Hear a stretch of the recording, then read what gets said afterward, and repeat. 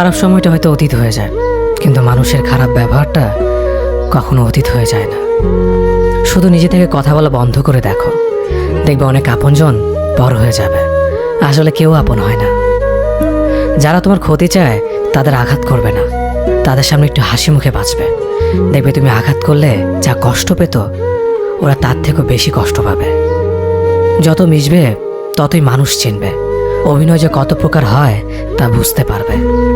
সবাইকে তোমার সত্যতা জানানোর দরকার নেই, যে যা ভাবে তা নিয়ে সমালোচনা করতে দাও। বেঈমান মানুষগুলো কখনো অপরিচিত মানুষ হয় না, খুব কাছের মানুষগুলোই বেঈমান হয়। মানুষ চেনা শুরু করলে এমনিতেই বন্ধুর সংখ্যা কমে যাবে, এটাই বাস্তব।